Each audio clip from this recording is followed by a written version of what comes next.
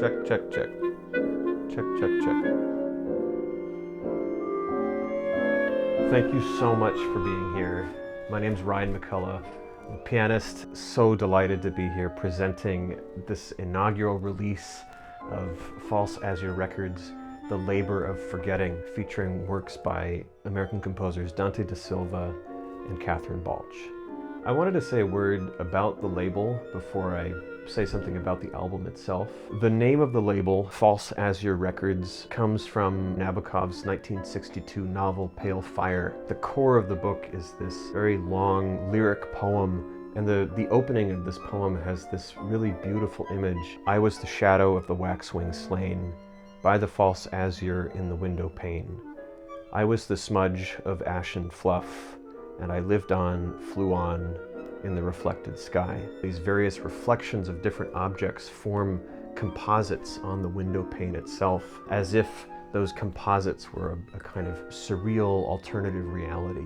For years I've felt a bit like this image perfectly captured what it feels like to be a musician. We're always working with reflections of something, but never the thing itself. A musician makes sound waves, which are energy transfers that vanish, no real existence past the moment when they are made. Everything we do is contingent on the participation of other people and other forces. We need an audience listening to us. We need an instrument to work with. We need someone to maintain the instrument. We need collaborators in order to make music. We need the score to tell us what to play. We need the composer to write the score. There's so many steps and so many collaborative forces that are coming together to make this art form exist. In this sense, music is always a collaborative art. It is always that composite reflection on the window pane. Some works are especially attuned to this reality, and these are the works that this label is intended to feature. These three works that you'll hear tonight are, to me, perfect representations of this image. Each deals with the distortions of memory, of reflecting on past lives that seem distant but are in fact considerably closer and more persistent than they appear. So the first piece, which bookends the album in two different versions, is Dante de Silva's Shibui, a dirge in memory of my mentor, Deborah Klaskin. Dante is truly one of the most talented people I have ever known. He and I have been very good friends for many years, and we both studied with Deborah Klaskin, who was a pianist and pedagogue, really wonderful pianist, wonderful teacher, who taught at Humboldt State University in Arcata, California. Dante and I didn't study with Deborah at the same time, but we had this shared sense that she had really meant a lot to us as both a person and a musician. Sadly, Deborah passed away in 2009 after extremely heroic battle with pancreatic cancer. And Dante wrote this short elegy for me to play at her memorial service in 2009. The piece is based on a fragment of Bela Bartok's own elegy, the Opus 8 No. 1. Bartok was actually one of Deborah's favorite composers. And the title borrows from the Japanese aesthetic concept of shibui, literally refers to something that is a perfect balance of opposites. Rough and smooth, pain and pleasure, sweet, sour, an image that's often characterized by an unripe persimmon. 4 Years of Fog, then, is a kind of recounting of Dante's 4 years when he was at Humboldt State studying with Deborah. So it's as much about Arcata as it is about Deborah's pedagogy and the music that she loved, Debussy in particular. Having grown up in Arcata, I can testify to Dante's accounting of that place. It's a place of immense natural beauty, ancient coastal redwoods, craggy beaches, and a persistent fog that's famous for interrupting travel plans, especially important ones. There's a saying that Arcata lives behind a redwood curtain, and there's literal truth in this. While the rest of California chokes on wildfires every summer, folks in Arcata might not notice anything different. There's a beautiful sort of cultural naivete in the area, a kind of surreal sense of perfect balance and harmony that's a little bit hard to describe. You really have to have been there and lived there. It's not just small town ethos, it's something more than that. What Dante depicts in this work's four movements is a kind of, you could call it a young person's journey or youthful arc. The first movement kind of depicting the joyful anticipation of his first arrival. The second movement deals with Dante's second year, which he says was marked by a kind of persistent isolation and sickness. And that's really when the damp cold weather gets to you. The third year, Dante described as being a year of reawakening, a new adolescence, as he calls it. Fourth year, which he calls the local zenith, is about this itching sense to get away. I can say I had a lot of friends growing up who felt this same impulse. It's a beautiful place, it's a wonderful area, perfect in so many ways, and yet there can be this sense that you have to get out in order to really appreciate what's truly beautiful about it. Dante underscores the youthfulness in this score by having the piano tuned a unique tuning, a tuning that he came up with himself. The piano is tuned around pure intervals, a practice known as just intonation. Suffice it to say that as a quirk of physics, the more purely you tune one particular region in a piano, the more, I don't want to say out of tune, but the more crunchy other parts of the piano become. In a sense, it's a kind of, you can't have your cake and eat it too, which I suppose is a persistent lesson from one's early 20s. The footage you'll see that accompanies the recording is all in and around Humboldt County in the winter of 2021 and then this last summer of 2022. You'll see what a beautiful and surreal place it is, and I think Dante has captured something of that. One of the funny things about putting this piece out now is that actually we recorded it 4 years ago in the summer of 2018. Given everything that's happened since then, I almost have this relationship to the piece that kind of reflects the arc that the piece is trying to describe. So without any further delay, here it is, Shibui, followed by 4 Years of Fog by Dante da Silva. Enjoy.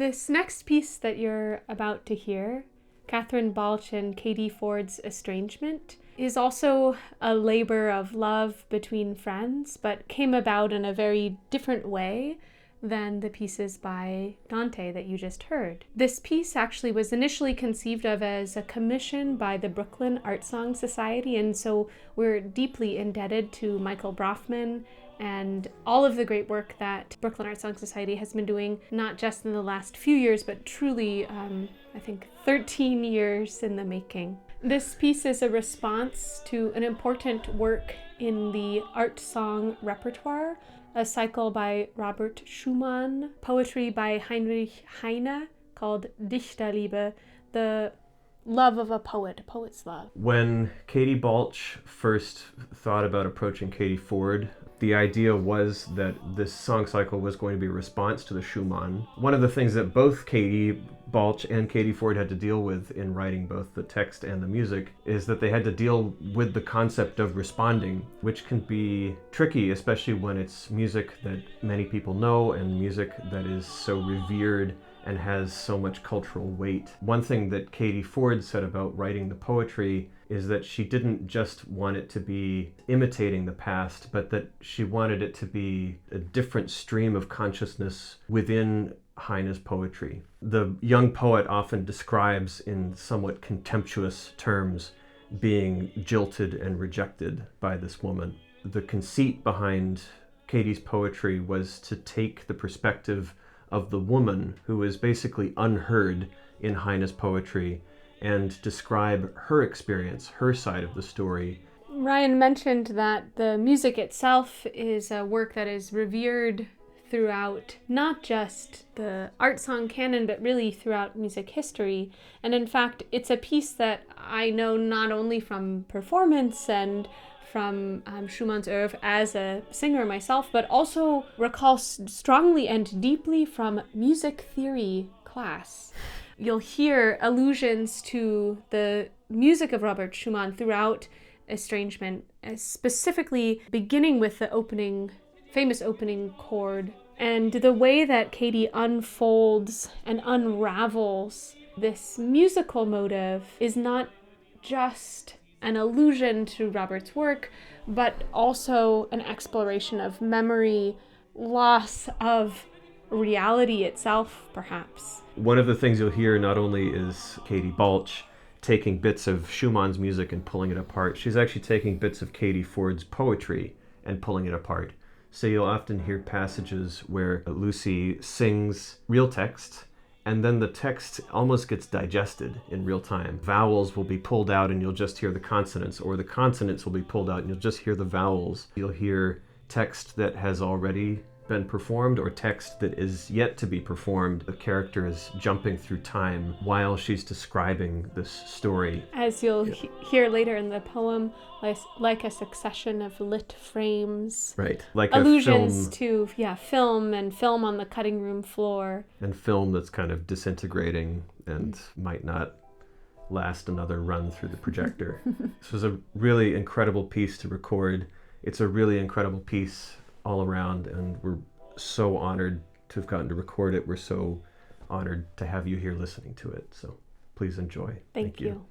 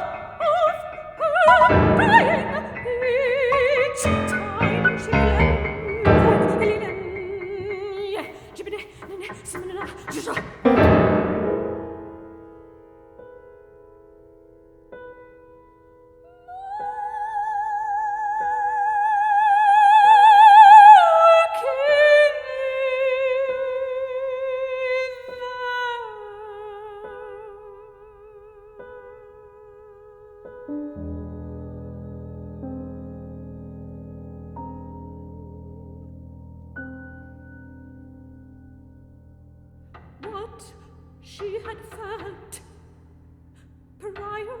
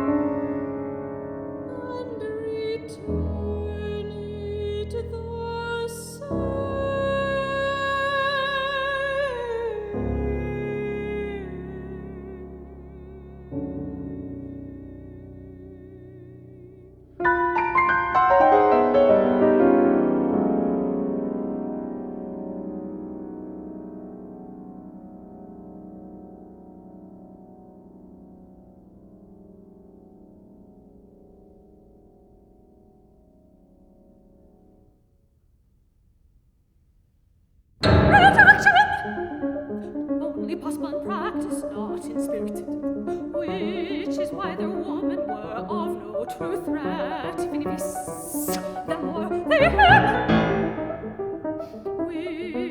which she knew was happening, was likely happening right now.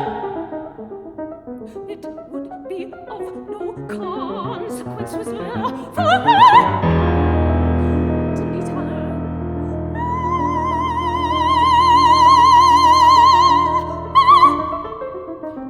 Season transparent in his wish to just get by on a daily level, that he did love her.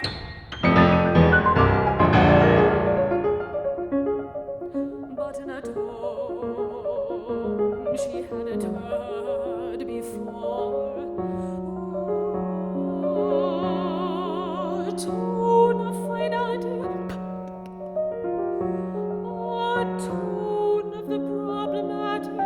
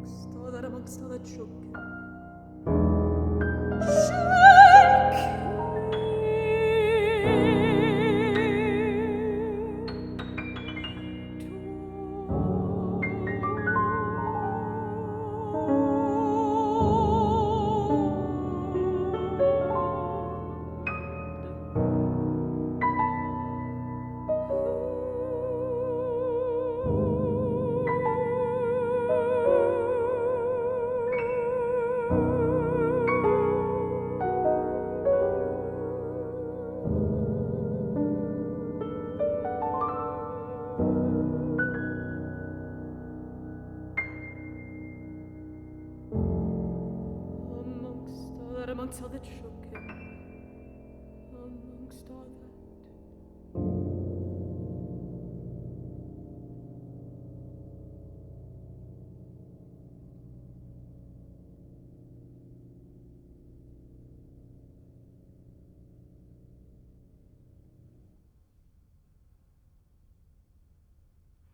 One night,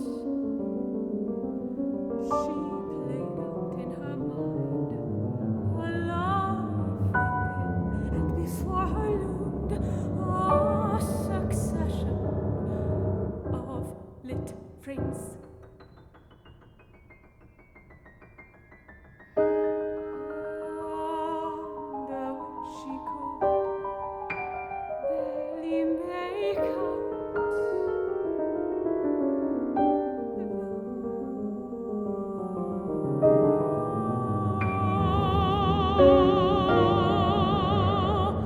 director's notes. They repeat only two notes.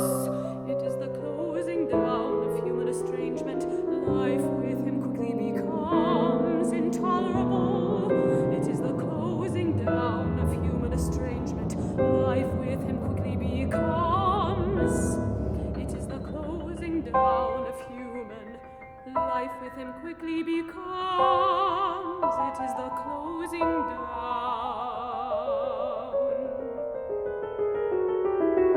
Etc.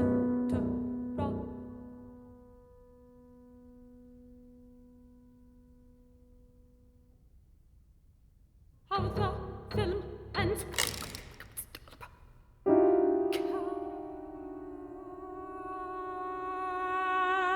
Can't be anything other than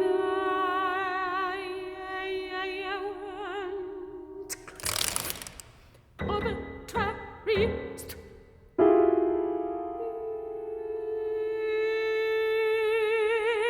It seems like someone took a knife to the real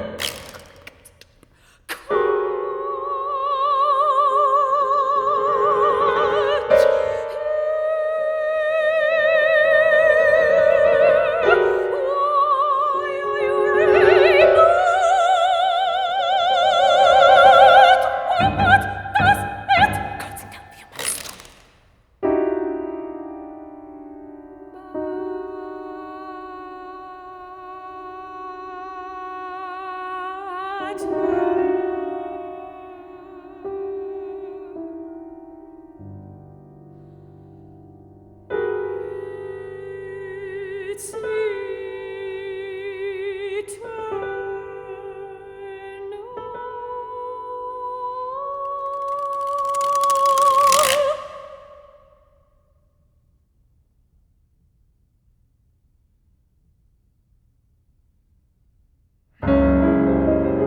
She rarely recalled other men. They offered only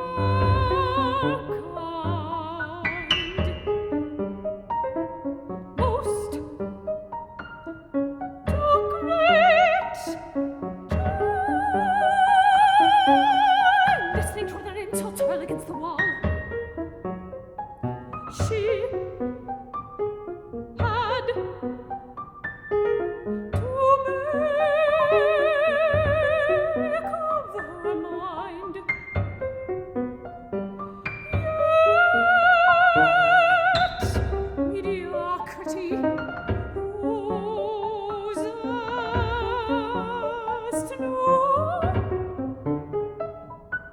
temperance.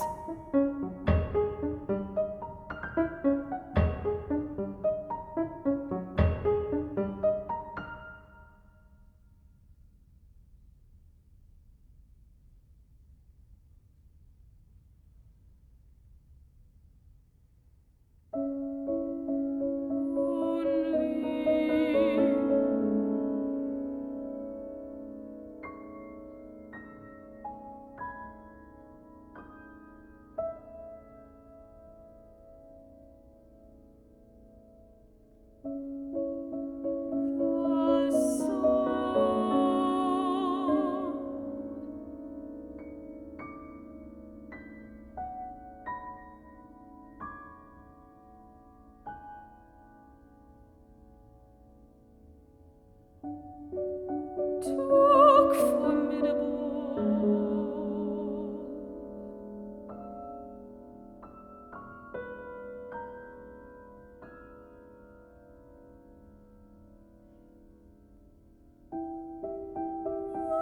Work to forget.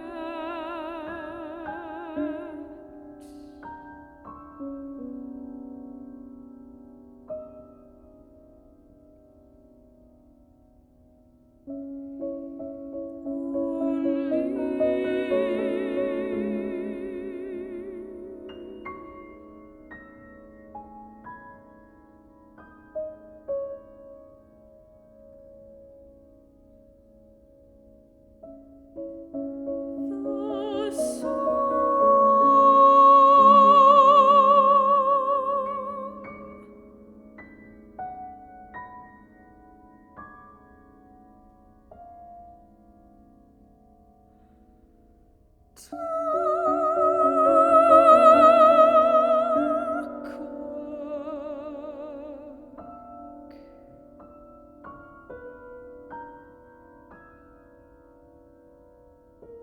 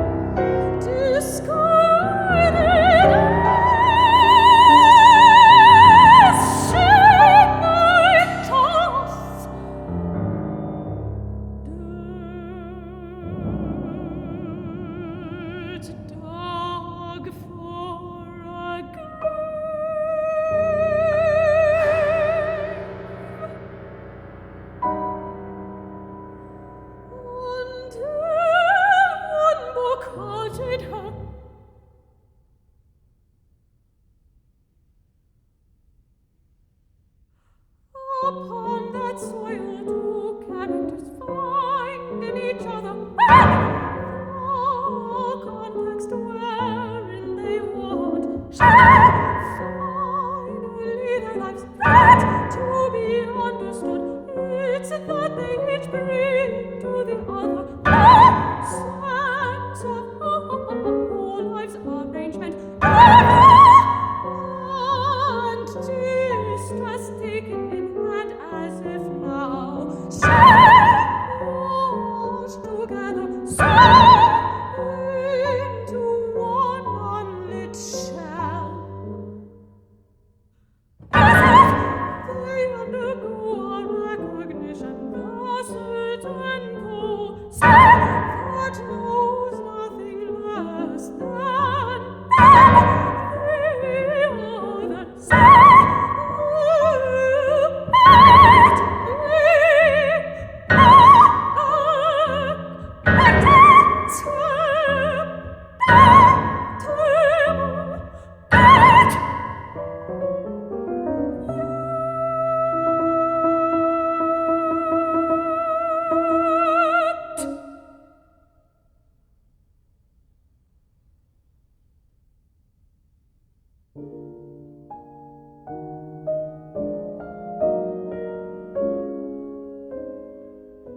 Sometimes she murmured thought of her casting out again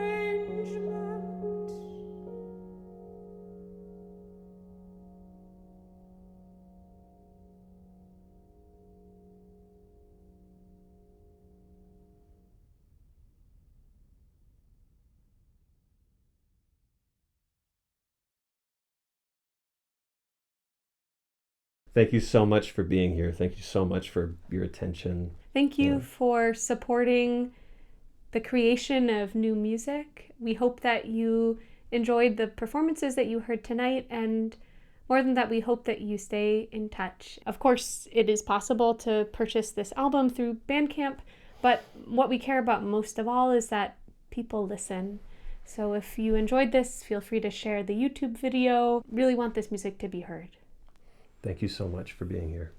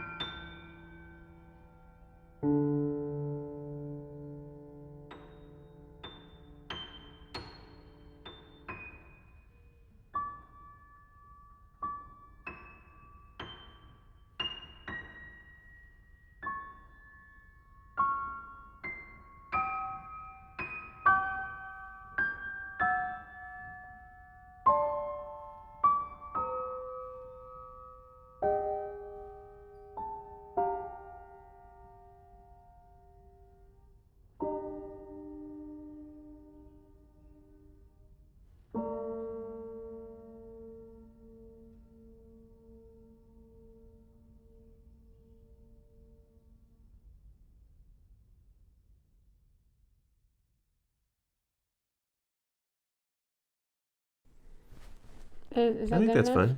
I think that's fine. Can you cut out like a... Oh, do you want to be in the video? Kitty! Kitty, come here. Come here. Cocky! Cocky! Just put it on somewhere. Okay. We're rolling, as is this cat. Rolling. I Thank don't know you. if this cat wants to get away. Here. Give her to You got me. her. Okay. Okay. All right. Just watch out for the microphone. Okay. Please. I don't know. Okay. This is so crazy. Okay, with the never cat. mind. Good. No more cat. No more Okay. cat. Just act like a normal person. I'm trying to act like a normal person. I'm not a normal person. That's the problem. Oh, yeah, good point.